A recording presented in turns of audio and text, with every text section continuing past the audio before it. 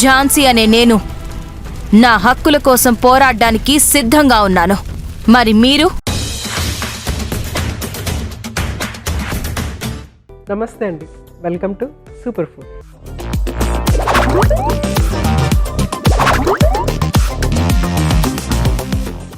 జనరల్గా మన సౌత్ ఇండియాలో ఆహారం తీసుకుంటున్నప్పుడు, భోజనం చేస్తున్నప్పుడు లాస్ట్ ఐటమ్ ఏది ఉంటుందంటే పెరుగన్నం.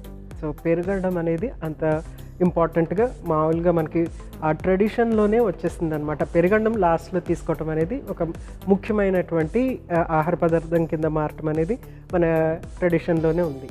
సో ఆ పెరుగన్నం ఒక ఇంపార్టెన్స్ ఏంటి, లేకుంటే ఆ పెరుగు ఒక ఇంపార్టెన్స్ ఏంటి అంటే, పెరుగన్నం అయినా పెరుగైనా కూడా రెండు కూడా ఏం చేస్తాయంటే మనకి డైజెషన్ చక్కగా అయ్యేటట్టు చూస్తాయి. అలాగే అందులో ఉన్న బ్యాక్టీరియా ఏం చేస్తుందంటే కొన్ని వైటమిన్స్ని చక్కగా అబ్జర్వ్ చేసుకునేటట్టు హెల్ప్ చేస్తూ ఉంటుంది అన్నమాట. సో అంత ఇంపార్టెన్స్ ఉంది పెరుగుకి. సో ఆ పెరుగు తీసుకోవటం అనేది చాలా చాలా ముఖ్యం. మనం రోజులో తప్పనిసరిగా ఏదో ఒక పూట కంపల్సరీ భోజనం అనంతరం కొంచెం పెరుగు తీసుకుంటే కనుక బోల్డ్ అని ఉపయోగాలు ఉంటాయి. ఆ ఉపయోగాలన్నీ మనం తెలుసుకుందాం. పెరుగును ఉపయోగించి ఇప్పుడు ఒక చక్కటి రెసిపీ మీకు చేసి చూపించబోతున్నాను. సో మన మెరుగైన ఆరోగ్యం కోసం ఈరోజు నేను చేసి చూపించబోయే సూపర్ రెసిపీ ఏంటంటే వంకాయ రైతా.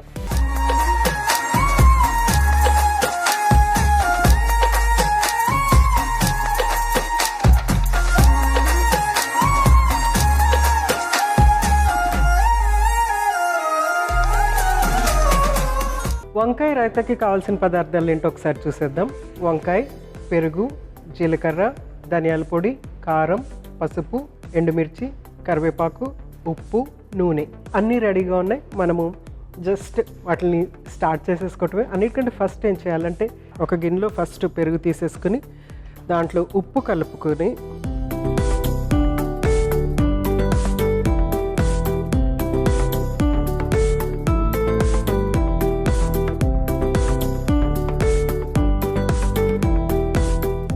సో జస్ట్ సరిపడ్డ ఉప్పు.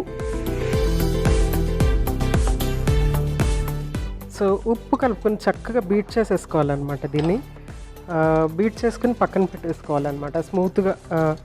స్మూత్గా ఉంటే బాగుంటుంది. రైతా అనేది చక్కగా స్మూత్గా బాగుంటుంది కదా. పెరుగులో గడ్డల కింద కానీ లేకుంటే వాటరీగా కింద కానీ అట్లా లేకుండా.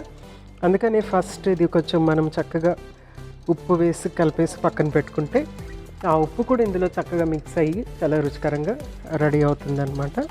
ఆ తర్వాత నెక్స్ట్ మనము వంకాయ కట్ చేసుకుని నెక్స్ట్ ప్రాసెస్లోకి వెళ్ళిపోవచ్చు. సో చక్కగా బీట్ చేసుకునేటప్పటికి ఏంటంటే ఆ క్రీమీ టెక్స్చర్ అనేది వస్తుంది. సో పెరుగులో ఏంటంటే గుడ్ బ్యాక్టీరియా ఉంటుంది, చాలా గుడ్ బ్యాక్టీరియా ఉంటుంది.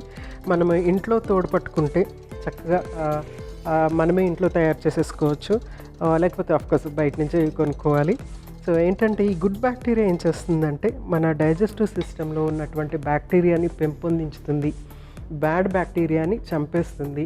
అట్ ద సేమ్ టైం కొన్ని పోషకాలు చక్కగా అబ్జర్బ్ అయ్యేటట్టు చేస్తుంది. ఈ మూడు ముఖ్యమైనటువంటి పనులు పెరుగు చేస్తుంది అనమాట.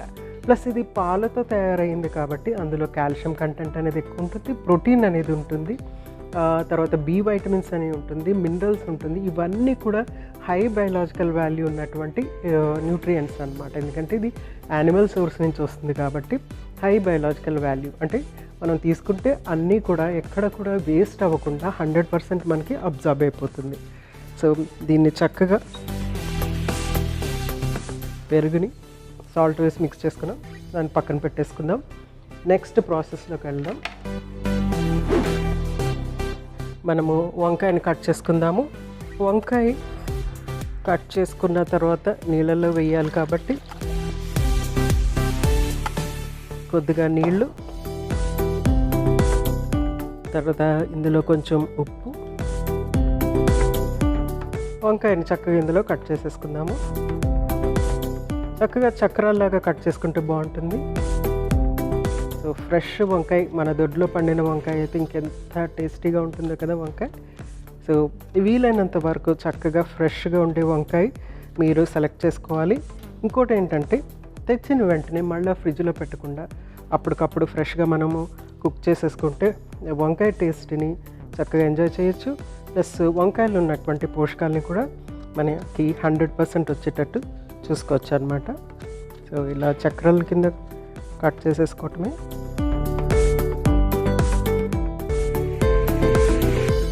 సో ఉప్పులో వేసేటప్పటికి ఏంటంటే ఆ కండ్ర అనేది ఉంటుంది కదా, అది తగ్గిపోతుంది అనమాట, వంకాయలో ఉన్నటువంటి కండ్ర. సో నెక్స్ట్ మనము ప్యాన్ హీట్ చేసుకుందాము.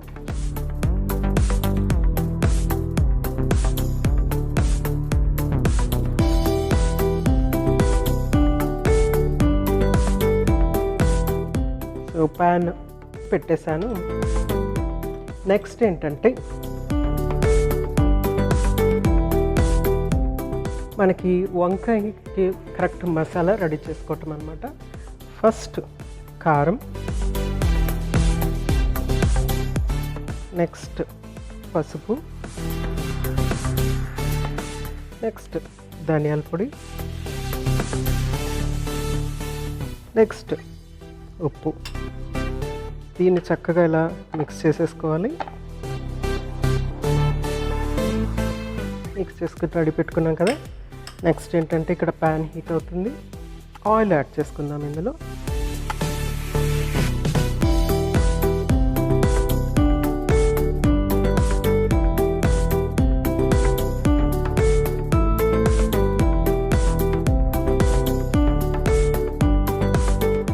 సో ఆయిల్ హీట్ అయ్యే లోపల మనము ఆల్రెడీ కట్ చేసి పెట్టుకున్న వంకాయల్ని ఇందులో మసాలా పట్టించేద్దాం. మసాలా అంటే ఏం లేదు, ఉప్పు, కారం, పసుపు, ధనియాల పొడి, తర్వాత మనము అదంతా మిక్స్ చేసేసుకున్నాము, దీనికి పట్టించేయడం.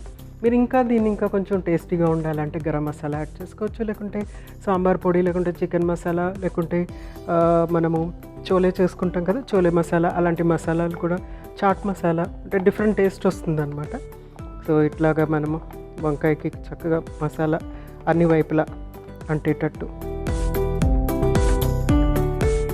పెట్టేసుకుని దీన్ని కుక్ చేసుకోవాలి. ఇక్కడ ప్యాన్ హీట్ అవుతుంది కదా ఆయిల్తో, దాంట్లో యాడ్ చేసుకుని కుక్ చేసుకుంటే సరిపోతుంది.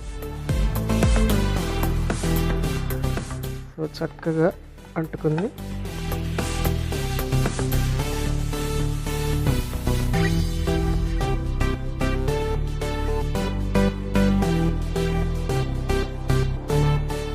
మూత పెట్టేసి కొంచెం ఫ్లేమ్ తగ్గించి, మంట తగ్గించి 2 నిమిషాలు కుక్, కొద్దిగా తర్వాత తిప్పేసుకున్న తర్వాత మళ్ళీ 2 నిమిషాలు కుక్ అయిన తర్వాత నెక్స్ట్ ప్రాసెస్లోకి వెళ్తాం.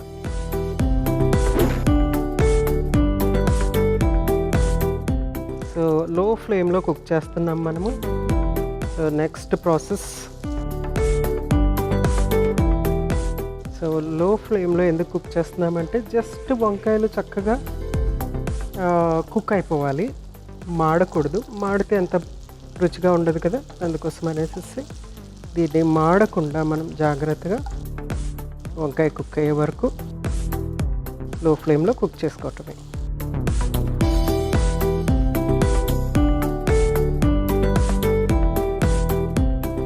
ఒక 2 మినిట్స్ ఉంటే చక్కగా కుక్ అయిపోతుంది. ఆ తర్వాత నెక్స్ట్ ప్రాసెస్లోకి వెళ్ళిపోదాం. చక్కగా 2 మినిట్స్ అయిపోయింది, వంకాయ కూడా చక్కగా కుక్ అయిపోయింది. దీన్ని మనము డైరెక్ట్గా పెరుగులోకి తీసేసుకోవటమే. ఆల్రెడీ పెరుగులో మనము ఉప్పు యాడ్ చేసి ఉన్నాము. సో వంకాయ ఏంటంటే మసాలాలో కుక్ అయిపోయింది.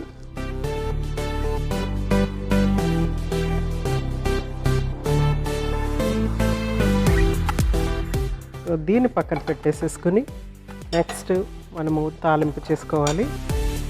సో ఇది చక్కగా మిక్స్ చేసేసుకోవాలి, ఎందుకంటే మనం వంకాయ యాడ్ చేసాం కదా, చక్కగా మిక్స్ చేసుకుంటే రైతా రెడీ అయిపోయింది. అయితే దీన్ని సర్వ్ చేసుకుని తాలింపు చేసుకుంటే చాలా బాగుంటుంది. సో చక్కగా మిక్స్ చేసేసుకుని ఇది కూడా పక్కన పెట్టేసుకుందాము. నెక్స్ట్ తాలింపుకి నేను ఇక్కడ చిన్న గిన్నె పెట్టాను. నెక్స్ట్ ఏంటంటే ఆయిల్ యాడ్ చేద్దాము. తర్వాత జీలకర్ర,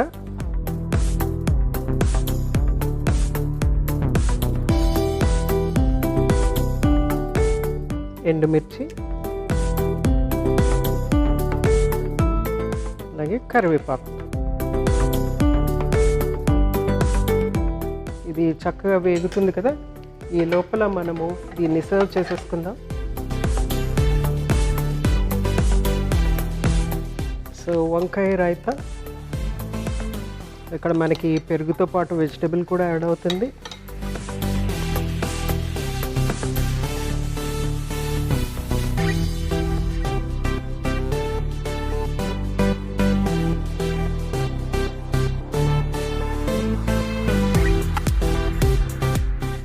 ఇక్కడ తాలింపు కూడా రెడీ అయిపోయింది. స్టవ్ ఆఫ్ చేసుకుని జస్ట్ మనము గార్నిష్ లాగా తాలింపు వేయించుకోవడం.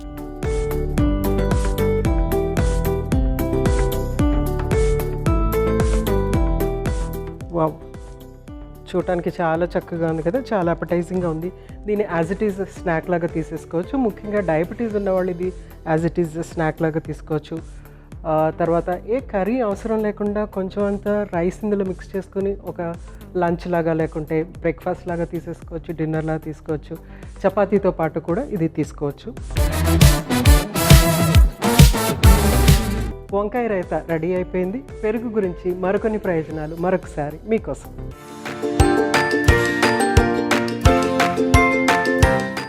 పెరుగులో ఉండే ప్రోబయోటిక్స్ జీర్ణాశయానికి మంచి బ్యాక్టీరియాను అందించి జీర్ణశక్తిని మెరుగుపరుస్తాయి. అజీర్తి, గ్యాస్ మరియు కడుపు నొప్పుల నివారణకు ఇది ఉపయోగకరం.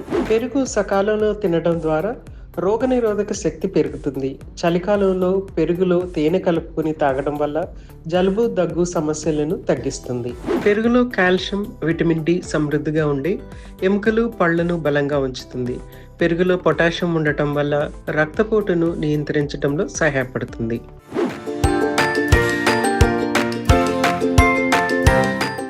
చూసారు కదండి, వంకాయ రైతా చాలా వెరైటీగా ఉంటుంది, కొత్తగా ఉంటుంది, చాలా టేస్టీగా కూడా ఉంటుంది.